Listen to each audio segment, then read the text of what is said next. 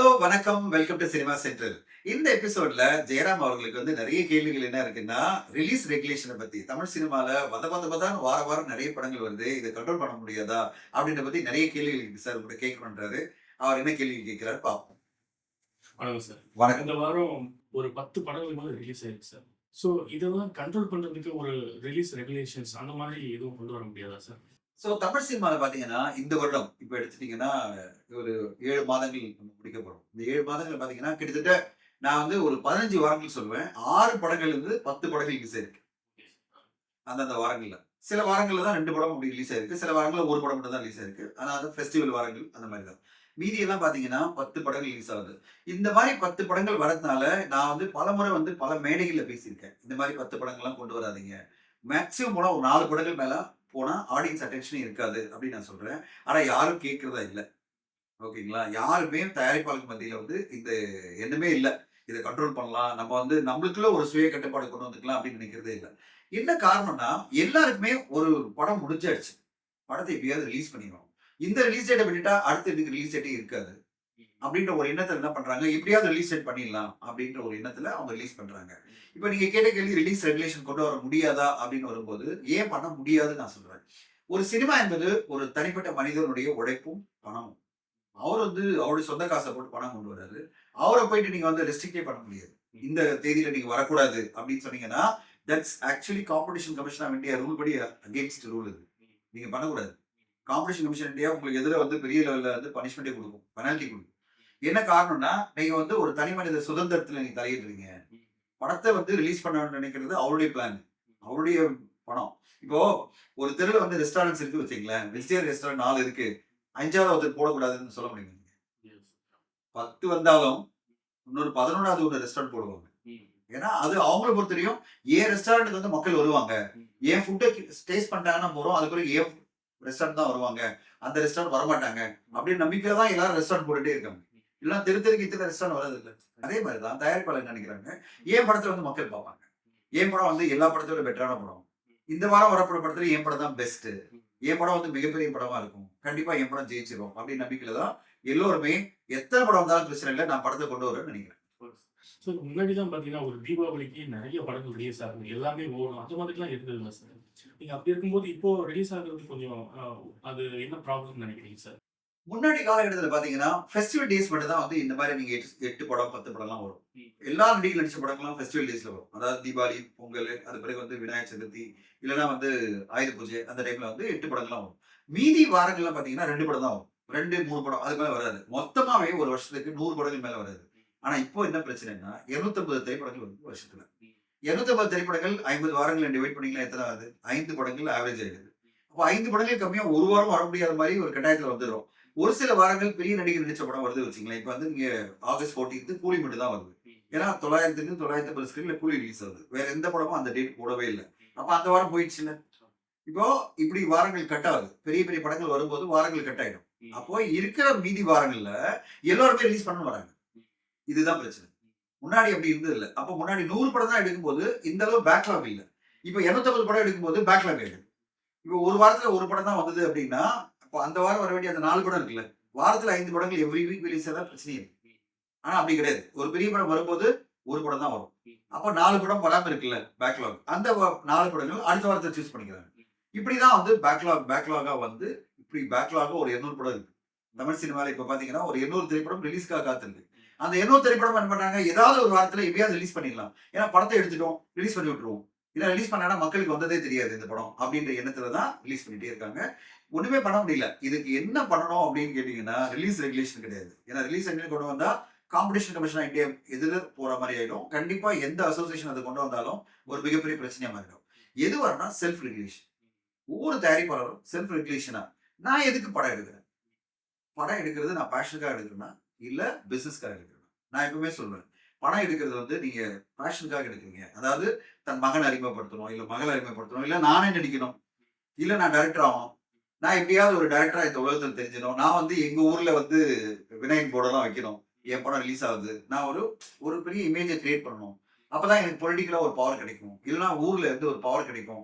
என்ன ஒரு இமேஜா உருவாக்குறதுக்காக நான் ஒரு படம் எடுத்திருக்கேன், நான் என் ஊர்ல பாப்புலர் ஆயிடுவேன் இந்த படம் எடுத்தா அப்படின்ற எண்ணத்துல நீங்க பண்றீங்கன்னா, அது வந்து ஒரு பேஷன் பிளஸ் ஏதோ ஒரு செல்ஃபிஷ் ரீசனால எடுக்கிறீங்கன்னா, நீங்க இத பத்தி எல்லாம் கவலைப்பட தேவையில்லை. நீங்க பாட்டு ஒரு படத்தை எடுத்து ரிலீஸ் பண்ணிட்டு உங்க ஊர்ல எல்லாம் வினைல் போர்டு எல்லாம் வச்சுட்டு நீங்க டைரக்டர் ஆயிடலாம். பிசினஸ்க்காக எடுக்கிறீங்க. இது வந்து ஒரு பிசினஸ். நான் வந்து 50,00,000மோ இல்ல 1,00,00,000 போடுறேன். இந்த 1,00,00,000 திருப்பி எடுக்கிறது தான் என்னுடைய ரெஸ்பான்சிபிலிட்டினா, நம்ம எவ்வளவு ரிசர்ச் பண்ணணும். ஒரு ரோட்ல வந்து கடை போடனாலும் ஒரு ரிசர்ச் பண்ணுவோம்ல. எந்த கடை போடனாலும், நான் சொல்றது ஒரு மளிகை வியாபாரம் பண்ணனாலும் நம்ம வந்து பெரிய லெவல்ல ஆராய்ச்சி பண்ணுவோம். இந்த இடத்துல மளிகை சாமான் போகுமா? போகாதா? ஆன்லைன்ல எவ்வளவு வியாபாரம் ஆகுது? எந்த இடத்துல என்ன மாரி மளிகை சாமான் விக்கலாம்? நம்ம வந்து அ ப இது மாரி வெஜிடபிள்ஸ் மட்டும் விக்கலாமா? இல்ல வந்து புரோவிஷன் ஸ்டோர் மாரி விக்கலாமா? இப்படின்னு பல விதங்கள்ல ஆராய்ச்சி பண்ணுவோம். அப்படிதான் நம்ம வந்து அந்த ஸ்டோரே வைப்போம். அந்த மாரி நம்ம படத்த என்ன மாரி படத்த குடுக்கணும்? பிசினஸா வரும்போது என்ன மாரி படங்கள் இப்போ மக்களால ஏற்றுக்கொள்ளப்படுகிறது? அந்த மாரி படங்கள் நம்மளால எடுக்க முடியுமா? நம்மகிட்ட அந்த மாரி ஒரு கதை வந்திருக்கா? இந்த கதைய என்ன பட்ஜெட்ல எடுத்தா நம்மளால ரிஸ்க் இல்லாம படம் எடுக்க முடியும்? அப்படின்ற பல விஷயங்கள நம்ம வந்து ஆலோசனை பண்ண பிறகு தான் நீங்க வந்து ஒரு படத்த எடுக்கணும்னே போணும். ஏன்னா பிசினஸா படம் பண்ணும்போது. இங்க நடக்கிற விஷயம் என்ன பார்த்தீங்கன்னா, இந்த மாரி பிசினஸா எடுக்கிற படங்கள் பார்த்தீங்கன்னா, ஒரு 50 படங்கள் இருக்கு. அந்த 800 படங்களும் பேஷனுக்காக எடுக்கப்பட்ட படங்கள். பேஷன்னா நான் சொன்ன மாரி பல ரீசனால அதுக்காக எடுக்கப்பட்ட படங்கள். அதனால அந்த 800 படங்கள் எடுக்கிறவங்க என்ன நினைக்கிறாங்க, பேஷனுக்காக எடுத்தோம், ரிலீஸ் பண்ணி விட்டுருவோம். பார்த்துக்கலாம் என்ன நடக்குது அப்படின்னு சொல்லிட்டு. ஆனா இந்த 50 தயாரிப்பாளர்கள், நான் சொல்றது 50 படங்கள் இருக்குல்ல, பிசினஸ்க்காக எடுத்த படங்கள் பார்த்தீங்கன்னா, அவங்க ரொம்ப தெளிவா இருப்பாங்க. நான் போட்ட இன்வெஸ்ட்மென்ட்ட எப்படியாவது திருப்பி எடுக்கணும் அப்படின்னா, நான் அதுக்கான முயற்சிகள் எடுத்துட்டே இருப்பேன். ப்ரமோஷனும் சரி, சரியான காஸ்ட் அண்ட் க்ரூ, சரியான ரிலீஸ் டேட், சரியான ப்ரமோஷன் எல்லாமே நான் பண்ணி, இந்த படத்துல இருந்து வியாபாரத்துல வெற்றி அடைவேன் அப்படின்ற எண்ணத்துல அவங்க போவாங்க. ஸோ பேஷனுக்கா எடுக்குறாங்களா?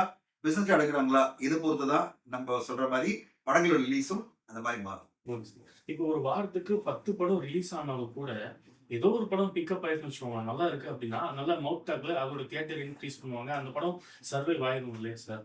அப்போ ஏதோ ஒரு படம் தான் பெஸ்ட்டா இருக்க போகுது. அப்போ மத்த படங்களுக்கு என்ன மாதிரியான பாதிப்பு இருக்கும்னு ஆ நினைக்கிறீங்க? இதுதான் சினிமாவோட மேஜிக்கா நான் பார்ப்பேன். ம்.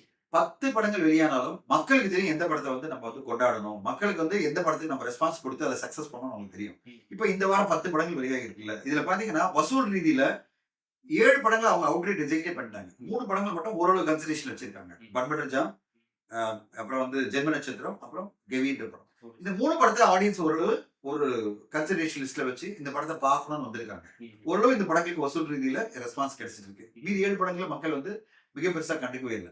நான் வந்து ஒரு வாரம் சொல்றேன். பிப்ரவரி 14 அன்னைக்கு 10 படங்கள் வெளியாச்சு. இதே மாரி. ம். நாங்க வந்து எங்க படம் வந்து காதல் என்பது புது உரிமை வெளியிட்டிருந்தோம். அதுக்கு பிறகு வந்து 2K லவ் ஸ்டோரின்னு படம் வெளியிட்டிருந்தோம். ஆனா அந்த வாரம் வெளிவந்த படத்துல மக்களால வந்து ரசிக்கப்பட்ட படம் பார்த்தீங்கன்னா, அது ஃபயர். ம். ஃபயர்ன்ற படம். ஆமா. ஜேஎஸ்கே அவர்கள் வந்து தயாரிச்சு இயக்கியிருந்தாரு. இப்போ எனக்கே ஆச்சரியமா இருந்தது. அது எப்படி ஆடியன்ஸ் வந்து சூஸ் பண்ணி ஒரு படத்த வந்து அந்த படத்த வந்து கொண்டாடுறாங்க. ம். அதுதான் ஆடியன்ஸ். அதான் சினிமா. ம். சினிமால இருக்கிற மேஜிக் என்னன்னா, ஆடியன்ஸ்க்கு ஏதோ ஒரு வகையில தெரிஞ்சிரும். இந்த படத்த நம்ம திரையரங்குல போய் பார்க்கணும். ம். அதனால நம்ம வந்து இந்த படத்த பார்த்துடலாம் அப்படின்னு ஒரு எண்ணத்துல வந்துருவாங்க. இப்போ இந்த வாரம் வந்த படத்துல அவங்க பன்மடர் ஜாம் மேல ஒரு எதிர்பார்ப்பு இருந்தது. ம். ஏதோ ஒரு வகையில ஒரு என்டர்டெய்னிங்கான படம் அப்படின்னு. அதுக்கான ரெஸ்பான்ஸ் குடுக்குறாங்க. அடுத்ததா பார்த்தீங்கன்னா, ஜென்ம நட்சத்திரம் வந்து ஒரு த்ரில்லர், ஹாரர் படம் வரும்போது த்ரில்லர் படம். திரையரங்குல போய் ஒரு ஜாலியா ஒரு என்ஜாய் பண்ணலாம் அப்படின்ற ஒரு எண்ணத்துல போறாங்க. சோ இப்போ ஆடியன்ஸ் ரொம்ப தெளிவா இருப்பாங்க. ம். நம்ம தான் தெளிவா இல்லாம இருக்கோம். ஆடியன்ஸ் வந்து ரொம்ப தெளிவா இருப்பாங்க. எந்த படத்த திரையரங்குல பார்க்கணும். அதாவது சினிமாவ ஆழமா ரசிக்கிற ரசிகர்கள் பார்த்தீங்கன்னா, திரையரங்கு வந்து ரெகுலரா பார்க்குற ரசிகர்கள் எல்லாமே, அவங்க தெளிவா இருப்பாங்க. எந்த படத்த போய் திரையரங்குல பார்க்கணும், எத இக்னோர் பண்ணணும்னு சொல்லிட்டு. சோ நம்முடைய பிரச்சனை என்னன்னா, நம்ம தெரியாம நம்ம வந்து எல்லா படங்களோட போட்டி போட்டு நம்ம எழுந்து போயிடுவோம். ஆனா ஆடியன்ஸ் ரொம்ப தெளிவா இருப்பாங்க. Okay sir. இப்போ வந்து ஒரு நொடின்னு ஒரு படம் வந்தது சார். அது ஒரு டைரக்டர் பிளஸ் ஹீரோவோட காம்பினேஷன் தான் அந்த ஜென்ம நட்சத்திரம். அது வந்து பார்த்தீங்கன்னா, அவரு அதுக்கு முன்னாடி பெரிய ஹீரோலாம் இல்ல. இந்த ஒரு நொடி கொஞ்சம் கிளிக் ஆனதுக்கு அப்புறமா, இப்படி இப்போ ஜென்ம நட்சத்திரம் இருக்கு.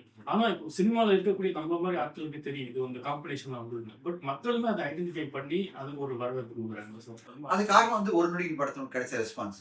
ஒரு நொடி படம் நாங்க தான் வந்து நாங்க ப்ரொடியூஸ் பண்ணி அத ரிலீஸ் பண்ணியிருந்தோம். நாங்க தான் வந்து ஒரு நொடி படத்த வந்து மார்க்கெட்டிங், டிஸ்ட்ரிபியூஷன்லாம் பண்ணோம். இப்போ ஒரு நொடி படத்த பொறுத்தவரைக்கும் பார்த்தீங்கன்னா, அந்த படம் எங்ககிட்ட வரும்போது முழுமையடையாத ஒரு படமா வந்தது. அது பிறகு நாங்க படம் பார்த்துட்டு, அதுல என்ன சேஞ்சஸ் எல்லாம் பண்ணணும் பண்ணி, அது பிறகு வந்து ஃபைனல் என்ன எடிட் பண்ணி, அந்த படத்த கொண்டு வந்தோம். அத நல்ல ப்ரமோஷன் பண்ணி கொண்டு வந்தோம். மிகப்பெரிய லெவல்ல மக்களால ஏற்றுக்கொள்ளப்பட்டது. இப்ப ஏற்றுக்கொண்ட பிறகு என்னாச்சு? அந்த ஹீரோக்கும், அந்த ஹீரோ டைரக்டருக்கும் ஒரு வேல்யூ வருது. ஆட்டோமேட்டிக்கா அவங்களுடைய அடுத்த படம் வரும்போது, அவங்க எல்லா இடத்துலயும் பொசிஷன் பண்றது என்ன? ஒரு நொடி படக்குழுனுடைய அடுத்த படம். ஆக்சுவலி அந்த படத்துடைய எல்லாருமே அதுல இருந்தாங்க. எக்ஸெப்ட் த ஹீரோயின் இந்த மாதிரிலாம் தவிர, மீதியெல்லாம் எல்லாமே இருந்தாங்க. அந்த படத்துல நடிச்ச வேலராம் மூர்த்தி, அதுல நடிச்ச பல பேர் வந்து சேம் கண்டினியூ பண்ணியிருப்பாங்க. தமன் தான் ஹீரோ. ஸோ அப்படியே ஒரு கண்டினியூஸா என்டையர் டீமா இருக்கும்போது மக்கள் வந்து ஒரு டீம் என்ன பண்ணியிருக்காங்க பார்க்கலாம் அப்படின்ற எதிர்பார்ப்புல வந்துட்டாங்க. ஸோ இதுதான் வந்து தமிழ் சினிமா ரசிகர்களை பொறுத்தவரைக்கும். ஒரு நம்பிக்கையோட அந்த படத்தை பார்க்க வருவாங்க. அப்படிதான் ஜெர்மன் இந்த படத்தை பார்த்தாங்க. ஓரளவு அந்த த்ரில்லிங் எஃபெக்ட் வந்து மக்களுக்கு பிடிச்சிருக்கு. அதனால தான் ஓரளவு ரெஸ்பான்ஸ் நல்லா இருக்கு அந்த படத்துக்கு. இப்ப அடுத்து இந்த கெவின்னு ஒரு மூவி வந்துச்சுல்ல சார். அது வந்து இப்ப நான் என்ன யோசிக்கிறேன்னா, மேற்கு தொடர்ச்சி மலைன்னு ஒரு படம் வந்ததுன்னு நினைக்கிறேன். இப்ப அத பார்க்க தவறுனவங்களோ, அந்த மாதிரி அவங்களுக்கு ஒரு இது இருக்கும் இல்லையா? அப்போ வந்து அவங்க எந்த படம் வந்திருக்கு, இதுவும் அது மாதிரி இருக்கும்போது ஒரு பெரிய ஆடியன்ஸ் போறாங்க சார். இப்ப சப்போஸ் இது வந்து ஆரண்யகாண்ட் வந்து தியேட்டர்ல பெருசா ஓடல. தியேட்டர் ஃபிளாப் தான் அந்த மாதிரியான ஒரு ஓடல. ஆனா அந்த ரொம்ப ஆச்சரியமான விஷயம், அந்த டேரக்டர் அடுத்து ஒரு படம் எடுக்கிறாரு. அவ்வளோ கூட்டம் நிக்குது. அந்த டேரக்டரோட 2வது படத்துக்கு. ஸோ அப்போ அவங்களுக்கு இந்த சோசியல் மீடியா மூலமா எல்லாம் தெரிஞ்சு, ஸோ அந்த படத்தை மிஸ் பண்றோம். அடுத்த படத்தை விட்டுறக்கூடாது. அந்த மாதிரி சில எண்ணங்கள் இருக்குல்ல சார். ஓ! அப்படின்னு நினைக்கிறேன். இப்போ கெவின்றதுக்கு ஒரு உதாரணமா நான் வந்து தேன் படத்தையும் சொல்லுவேன். போதும் சார். தேன் ஒரு படம் வந்தது. ஆமா. ஞாபகம் இருக்குல்ல? ஆமா. அது வந்து ஆன்லைன்ல வந்து நம்ம லைவா இது பண்ணோம் நாங்க. டிஜிட்டல் பிரீமியர்ல சோனில பண்ணியிருந்தோம். அந்த படம் பார்த்தீங்கன்னா, ஒரு நல்ல படம். இதே மாரி தான். ஒரு மலை உச்சியில நடக்கிற ஒரு பிரச்சனைய வந்து காமிக்கும். அது மாரி தான் இந்த படம் கெவின்ற படம். இப்போ கெவின்ற படத்துல பார்த்தீங்கன்னா, அந்த பெயின் வந்து ரொம்ப ஸ்ட்ராங்கா இருக்கும். அந்த ஒரு ஒரு பிரெக்னன்ட் லேடியுடைய பெயின், அவன் ஹஸ்பண்டுக்கும் அந்த ஊர்ல இருக்க ஒருத்தருக்கும் இருக்கிற பிரச்சனை, எல்லாமே சேர்ந்து அந்த படத்தினுடைய இது, அதை விட மேக்கிங். அந்த எதார்த்தமான ஒரு படம். அந்த படத்த வந்து இவ்ளோ ரியலிஸ்டிக்கா ரியல் லொகேஷன்ல போய் எடுத்த விதமெல்லாம் அந்த படத்துக்கு பெரிய பிளஸ்ஸா மாறுச்சு. ரியல் லொகேஷன்ல போய் எடுத்திருக்காங்க. 12 கிலோமீட்டர் டிஸ்டன்ஸ்லாம் நடந்து போய், அங்க வந்து வண்டி கூட போ முடியாது. அதாவது ஒரு ஜீப் கூட போ முடியாது. அங்கெல்லாம் கொண்டு போய் படத்த வந்து கேமரா வச்சு ஷூட் பண்ணி, ரியல் லொகேஷன் எடுத்ததோட தான் அந்த படத்துக்கு அவ்வளோ பெரிய அப்ரிசியேஷன் கிடைக்குது. இப்படி படங்கள் வந்து டிஃபரெண்டான வெரைட்டில வந்திருக்கு படங்கள் இந்த 10 படங்கள்ல. ஆனா நான் எதுக்காக இந்த 3 படங்கள பத்தி இப்படி சொன்னேன்னா, அந்த 3 படங்கள் தான் மக்களால வந்து ஓ! முக்கியமான படங்கள் அப்படின்னு அவங்க வந்து பார்க்குறாங்க. இதுல ட்ரெண்டிங்னு ஒரு படத்துக்கு வந்து ஒரு எதிர்பார்ப்பு இருந்தது. ஏன்னா ட்ரெண்டிங் வந்து ஒரு சயின்ஸ் வச்சு, அதாவது ஒரு வீட்டுக்குள்ளே நடக்கிற ஒரு விஷயத்த எப்படி பிரச்சனை அதாவது ஒரு த்ரில்லரா கொண்டு வரணும் ட்ரை பண்ணாங்க. கலையரசன் நடிச்சிருந்தாரு. அது ஏதோ ஒரு சில விஷயங்கள் மிஸ் ஆயிடுதுன்னு நினைக்கிறேன். திடீர்னு அந்த படத்தை ரிலீஸ் பண்ணுவாங்க தொட்டு ஒருவேளை மக்கள் கவனிக்கலையா? ஆனா நிறைய பேர் சொன்னாங்க ட்ரெண்டிங்கும் நல்லா தான் இருக்கும் சார் அப்படின்னாங்க. ஆனா மக்களை பொறுத்தவரைக்கும் ரொம்ப தெளிவா இருப்பாங்க. எந்த படத்தை இருந்தாலும் அதை ஆதரிக்கணும், எந்த படத்தை நம்ம வந்து இக்னோர் பண்ணணும் அப்படின்னு சொல்லிட்டு. 10 படங்கள் வந்தாலும் அவங்க ஒரு செலக்ட் பண்ணி ஒரு படத்தையோ 2 படத்தையோ அவங்க ரசிப்பாங்க. அந்த மாதிரி தான் எவ்ரி வீக் நடந்துட்டு இருக்கு. ஆனா ஒரு 4, 5 படம் வரும்போது உங்க படம் அந்த கன்சிடரேஷன் லிஸ்ட்ல வரதுக்கு வாய்ப்பு இருக்கு. ஒரு 10 படம் வரும்போது உங்க படம் வந்து மொத்தமா கவனிக்கப்படாம போறதுக்கான வாய்ப்பு அதிகம். அதுதான் நான் வந்து சொல்றேன். இந்த ரிலீஸ் ரெகுலேஷனோ இல்ல வெளியில இருந்து ஒரு அசோசியேஷனோ உங்களை கண்ட்ரோல் பண்றதை விட நீங்களா உங்களை கண்ட்ரோல் பண்ணிக்கிட்டு ஓகே இந்த வாரம் எத்தனை படம் வருது? 4 படம் வருதா? Okay fine. நம்ம வந்து கண்டிப்பா ஜெயிக்க முடியும். நம்ம கண்டென்ட் ஸ்ட்ராங்கா இருக்குன்னா 4 படத்துல ஒரு படம் நம்ம ஜெயிக்க முடியும். 5வது படம் வந்து யோசிக்க ஆரம்பிக்கணும். 6வது படம் வந்து ஒதுங்கிடணும். எதர் அங்க அந்த டீம்ல அந்த காம்படிஷன்ல வர இன்னொருத்தர்கிட்ட பேசி சார் நீங்க ஒதுங்க சார் லேட்டா வந்து திடீர்னு ஜாயின் பண்ணி இந்த டேட் போடாதீங்க நாங்க ஏற்கனவே டேட் போட்டுட்டோம் அப்படின்னு அவங்க ரிக்வெஸ்ட் பண்ணி அவங்க டேட்டை போஸ்ட்போன் பண்ணிக்கணும். இல்லைன்னா நம்ம ஒதுங்கிடணும். அவங்க வரவங்க என்ன சொல்லுவாங்க, இல்ல சார் எங்க படம் வந்து பெட்டரான படம் தான் சார், நாங்க ஜெயிச்சிருவோம் சார், நீங்க வந்து வேணா ஒதுங்கிங்க அப்படின்னு சொல்ல என்ன பண்ணோம், ஓகே ஃபைன் நான் ஒதுக்கிறேன், தப்பே கிடையாது, இன்னொரு வாரம் வெயிட் பண்ணுவோம். நம்ம வெயிட் பண்ணிட்டோம்ல, இவ்வளவு நாள் வெயிட் பண்ணிருக்கோம். இப்போ ஒரு படம் என்பது வந்து தோசை கிடையாது, ஆறி போறதுக்கு இதை சுட சுட சுட சுட்டு உடனே கொடுத்து அப்ப சாப்பிட்டா தான் டேஸ்டா இருக்கும் அப்படிலாம் கிடையாது. மதகஜராஜா 12 வருஷம் கழிச்சு வந்து ஜெயிக்கலையா? சோ நான் எதுக்கு சொல்ல வரேன்னா, நீங்க வந்து உடனே உங்க படத்தை வந்து முடிச்ச உடனே ரிலீஸ் பண்ணணும் அவசியம் கிடையாது.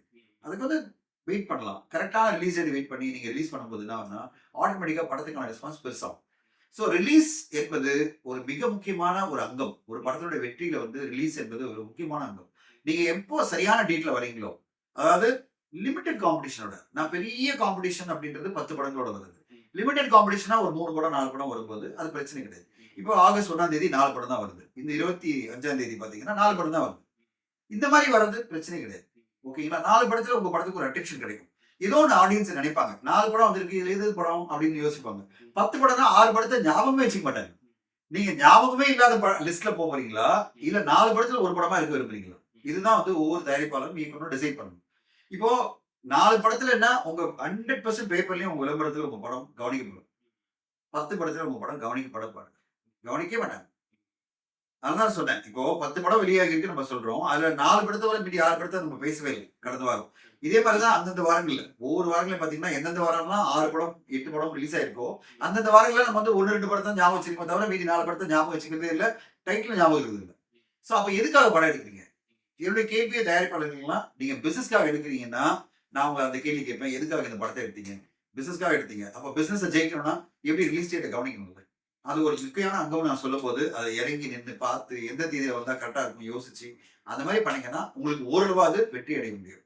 நான் பேஷனுக்காக எடுக்கிறேன். எனக்கு எப்படியாவது படம் ரிலீஸ் ஆனா சரி. நாம் கே வாஸ்தே ரிலீஸ்ன்னு ஹிந்தில சொல்லுவாங்க. நாம் கே வாஸ்தேன்னா, சும்மா பேருக்கு நான் வந்து ஒரு படத்த ரிலீஸ் பண்ணணும்னு நினைக்கிறீங்க. ரிலீஸ் பண்ணிட்டு போங்க. ஒண்ணும் பிரச்சனை இல்ல. உங்க படத்த நாம லிஸ்ட்ல வைக்கிறோம். அதாவது number of film release in Tamil cinema லிஸ்ட்ல போட்டுருவோம். ஆனா, அத தவிர உங்களுக்கு எந்த ஒரு பிரயோஜனமும் இருக்க போறதில்ல. ஏன்னா, மக்கள பொறுத்தவரையும் உங்க படத்த வந்து ஒரு சினிமாவே அவங்க வந்து ரெஸ்பெக்ட் பண்ணல. ஓகே. ஏதோ ஒரு பேப்பர்ல விளம்பரம் அப்படியே தள்ளி போயிட்டாங்க. நீங்களும் உங்க படத்த ரிலீஸ் பண்ணிட்டு, உங்க பணத்த வேஸ்ட் பண்ணிட்டு, ஓகே. டோட்டலா மொத்தமா வேஸ்ட் ஆயிட்டு, எந்த பிரயோஜனம் இல்லாம ஒரு படத்த எடுத்து ரிலீஸ் பண்ண மாரி ஆயிடும். ஆனா, அது மூலமா உங்களுக்கு உங்க லோக்கல்லயோ, உங்க இடங்கள்லயோ ஏதோ ஒரு வகையில உங்களுக்கு ரீச் கிடைக்கும்னா, ஃபேன்டாஸ்டிக் பண்ணுங்க. 10 படத்துல ஒரு படமா ரிலீஸ் பண்ணுங்க. ஆனா, அதை பிசினஸா நெனச்சீங்கன்னா, இப்படி பண்ணாம படங்கள யோசிச்சு 4 இல்ல 5 படங்களுக்குள்ள ஒரு படமா நீங்க ரிலீஸ் பண்ணீங்கன்னா, ஓரளவாவது உங்க படம் கவனிக்கப்படும். அத நோக்கி தான் எல்லா தயாரிப்பாளர்களும் இயங்கணும்னு நான் எதிர்பார்க்கிறேன். சார் இப்போ மார்க்கெட்டிங் இன்கம் ஆயிடுச்சு சார். மார்க்கெட்டிங் இறங்கி அடிக்கிறாங்க பயங்கரமா அந்த மாதிரி இருக்கு. இந்த மாதிரி இப்போ அப்படி இருக்கிற பட்சத்துல அந்த சின்ன படங்களுக்கு அவங்க என்ன மாதிரி சார் மார்க்கெட்டிங் பண்ணுவாங்க? இல்ல. இது வந்து நெறைய படங்களோட வரும்போது பார்த்தீங்கன்னா, அதாவது டிஸ்டிங்க்ட்டா ஒரு படம் நிக்கணும்னா மார்க்கெட்டிங் தான். ம். இப்போ பண்பட்ட ஜாமெட்ரிக் பார்த்தீங்கன்னா, ஒரு டிஸ்டிங்க்ட்டான ஐடென்டிட்டி ஒண்ணு பண்ணாங்க. ம். அந்த படத்துக்கான ஒரு ஐடென்டிட்டி ஒண்ணு உருவாக்குனாங்க. ம். ஜெர்மன் நட்சத்திரம் டீமும் பார்த்தீங்கன்னா, அதுக்கான ஒரு ஹாரர்ல இருந்து ஒரு பர்ட்டிகுலர் இது உருவாக்குனாங்க. ம். இப்போ கெவின்ற டீம் வந்து தொடர்ந்து இயங்கிட்டே இருந்தாங்க. அந்த படத்த வந்து பல ப்ரமோஷன்ஸ் எல்லாம் பண்ணி, ஏதோ ஒரு வகையில மக்கள் மத்தியில இந்த படம் வருது அப்படின்னு வந்து நிலைநிறுத்துனாங்கல்ல. நீங்க ஒரு சின்ன படத்த கொண்டு வரீங்கன்னா, ஒரு பிரஸ் மீட் வச்சுட்டு ஒரு படம் வருதுன்னா யாரும் உள்ள வரப்போறதில்ல.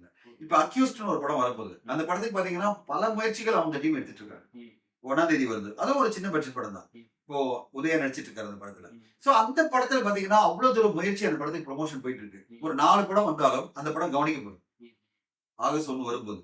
காரணம் அந்த படத்துக்கான ப்ரமோஷன் அவ்வளோ இம்பார்ட்டன்ட்டா அவங்க பண்ணிட்டு இருக்காங்க. ம். சோ நீங்க வந்து ஒரு சிறு பட்ஜெட் படமோ, மீடியம் பட்ஜெட் படமோ, இல்ல பிக் பட்ஜெட் படமோ, ப்ரமோஷன் என்பது மிக முக்கியமான விஷயம். ம். எவ்வளோ அழகா ப்ரமோஷன்ல ஒரு முக்கியமான அங்கம் பார்த்தீங்கன்னா, உங்களோட பாடல்கள். ஒரு பாடல். நீங்க ஒண்ணுமே பண்ணாம உங்க பாட்டு ஹிட் ஆனாலே போதும். உங்க பாட்டு சூப்பர் டூப்பரா ஹிட் ஆச்சுனாலே போதும். அதுவே ப்ரமோஷன் தான்.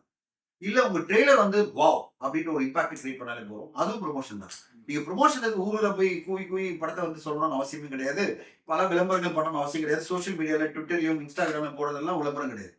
எது விளம்பரம்னா, உங்க படத்தினுடைய ட்ரெய்லரும், இல்ல ஒரு பாடலும் மிகப்பெரிய லெவல்ல ட்ரெண்ட் ஆயிடும். அது வந்து ஒரு கவனிக்கப்படுது வச்சுக்கங்களேன். எல்லாரும் ரீல்ஸ் போட ஆரம்பிச்சா வச்சுங்க. நீங்க போடுற உங்க படத்தினுடைய ஒரு பாட்டு எல்லாரால ரீல்ஸ் போடப்படுதுன்னா, அது ஹிட். கண்டிப்பா. கண்டிப்பா வைரல் ஆயிடுச்சு. உங்க படம் வைரல் ஆயிடுச்சு. எதிர்பார்ப்ப உருவாக்கிடுச்சு. ம். அப்படிப்பட்ட ஒரு உருவாக்கத்த நீங்க பண்ணிட்டு, அந்த ப்ரமோஷன் பண்ணிட்டு உங்க சின்ன படத்த வெளியிட்டீங்கன்னா, 10 படம் நடுவுலயும் உங்க படம் கவனிக்கப்படும்.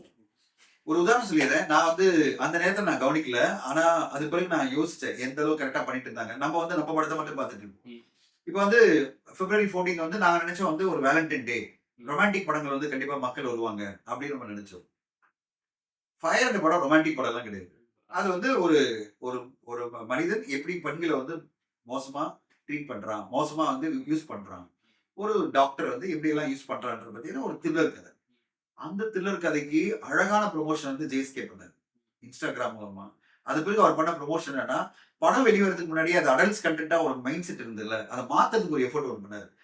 லேடீஸ் எல்லாம் படம் பார்க்க வச்சாரு. ஆட்டோ டிரைவர்லாம் படம் பார்க்க வச்சாரு. அவங்க எல்லாம் பேசுறாங்க. படம் சூப்பரா இருக்கு. ரொம்ப அருமையான ஒரு கருத்த சொல்லுது. அப்படின்னு சொல்ல ஆரம்பிச்சோனே, மக்கள் மத்தியில என்னடா ஆட்டோ டிரைவர்லாம் சொல்றாங்க இந்த படத்த பத்தி. ஒரு புதுமையான ஒரு ப்ரமோஷன். ம். நம்ம கவனிக்கவே இல்ல. ஓகேங்களா? நம்ம நெனச்சது வந்து நம்ம வந்து ரொமான்டிக்கான படங்கள் தான் இந்த தேதியில வந்து மக்கள் வருவாங்கன்னா, ஆடியன்ஸ் அப்படிலாம் கிடையாது. ஆடியன்ஸ் ரொமான்ஸ் படங்கள் மட்டும் இல்ல. அவங்க வந்து த்ரில்லர் படத்துக்கும் வருவாங்க. படம் டிஸ்டிங்க்ட்டா, டிஃபரெண்ட்டா இருந்ததுன்னா, கண்டிப்பா வந்து நிப்பாங்க. அந்த படத்துல நடந்தது, அந்த படத்துக்கு வெற்றி கிடைச்சது. மர்மன்ற படத்துக்கும் அதே நடந்தது. கரெக்ட்டுங்களா? சோ நான் எதுக்கு சொல்ல வரேன்னா, ஒரு திரைப்படம் என்பது பார்த்தீங்கன்னா, ஒரு சின்ன பட்ஜெட்டோ, பெரிய பட்ஜெட்டோ, எந்த அளவு நீங்க கரெக்ட்டா ப்ரமோஷன்ல கான்சன்ட்ரேட் பண்ணி, ஒரு டிஃபரன்ஷியேட்டட் ப்ரமோஷன கொண்டு வந்து, அந்த படத்த தனித்துவமா அதுக்கான ஒரு ப்ரமோஷன் பண்ணி கொண்டு வரீங்களோ, உங்க படம் கவனிக்கப்படும் மக்களால. 10 படம் நடுவுல வந்தாலும். ம். ஆனா, ஐடியலி 10 படம் படத்தில் நீங்க வரக்கூடாதுன்னு தான் நான் சொல்லுவேன். 10 படங்கள் வந்தாலே நீங்க ஒதுங்கி போறது பெட்டரு. ஒரு 5 படங்கள் வந்தால் ஓரளவாவது மக்களால கவனிக்கப்படும். உங்க படத்தினுடைய டிஸ்டிங்க்ட் ப்ரமோஷன் தானா, கண்டிப்பா உங்களுக்கான வெற்றிகள் இருக்குன்னு தான் நான் சொல்லுவேன். ஆனா, இது எல்லாத்தையும் கண்ட்ரோல் பண்ண முடியாதா? அசோசியேஷன் நினைச்சா அதெல்லாம் பண்ண முடியும். அப்படிலாம் ரொம்ப ஈஸியா வெளியில இருந்து கமெண்ட் பண்றீங்க. எந்த அசோசியேஷனும் அப்படி பண்ண முடியாது. ஏன்னா, காம்படிஷன் கமிஷன் ஆஃப் இந்தியா ரொம்ப தெளிவா சொல்லியிருக்கு. யாருடைய தனி மனித உரிமைகள்ல நீங்க தலையிடக்கூடாது. தனி மனித உரிமைகள் அப்படின்றது ஒரு பிசினஸ் பண்றதுக்கும், ஒரு திரைப்படத்தை எடுக்கிறதுக்கும், திரைப்படத்தை ரிலீஸ் பண்றதுக்கும் எல்லாமே தனி மனித உரிமைகள் தான். தனி மனித உரிமைகள நம்ம போய் தலையிட்டு, நீ படத்த வெளியிடாத, இந்த தேதியில வராத, அந்த தேதியில வராதுன்னு சொன்னோம்னா, அவங்க போய் சிசிஐ போனாங்கன்னா மொத்தமா மாட்டுவாங்க. அசோசியேஷனே மாட்டும். அதனால தான் அசோசியேஷன்லாம் இதுலருந்து ஒதுங்கி, ஆளுக்கு ரிக்வெஸ்ட் தான் பண்ண முடியும். ப்ரொடியூசர்ஸ் கிட்ட நாங்க வந்து கோரிக்கை தான் வைக்க முடியும். சார் இப்படியெல்லாம் வராதீங்க, கொஞ்சம் அவாய்ட் பண்ணுங்க, இந்த மாதிரி காம்படிஷன் பண்ணாதீங்க, இப்படிதான் நாங்க சொல்ல முடியுமே தவிர கண்ட்ரோல்ஸை கொண்டு வர முடியாது. ஸோ எந்த ரிலீஸ் ரெகுலேஷன் இல்லாம தயாரிப்பாளர்களே செல்ஃப் ரெகுலேஷனா தன் படைப்புகளை எப்படி ப்ரொமோட் பண்ணி அழகா கொண்டு வராங்களோ, டிஸ்டிங்டா கொண்டு வராங்களோ, அதுக்கேற்ற மாதிரி வெற்றிகள் தமிழ் சினிமால காத்திருக்கு. எத்தனை திரைப்படங்கள் வந்தாலும் மக்களுக்கு பிடிச்ச படங்கள் வரும்போது அதுக்கான வெற்றிகள் கண்டிப்பா கிடைக்கும் தான் நான் எதிர்பார்க்கிறேன். இந்த எபிசோட்ல ரிலீஸ் ரெகுலேஷன் தமிழ் சினிமாவுக்கு தேவையா? எஸ்பெஷலி வாரத்துக்கு 6 படங்கள் 10 படங்களா வெளியாகிற தருணத்துல அப்படின்றத பத்தி நிறைய கேள்விகளை ஜெயராமன் கிட்ட கேட்டாரு. அதுக்கு என்னோட பதில்கள் நான் கொடுத்திருக்கேன். உங்களுக்கு இந்த எபிசோட் பிடிச்சிருக்க நம்புறேன். சினிமா சென்டருக்கு சப்ஸ்கிரைப் பண்ணுங்க, ஷேர் பண்ணுங்க, லைக் பண்ணுங்க, மிக முக்கியமா உங்க கமெண்ட்ஸ் கீழே பதிவு பண்ணுங்க. Thank you so much for watching cinema central.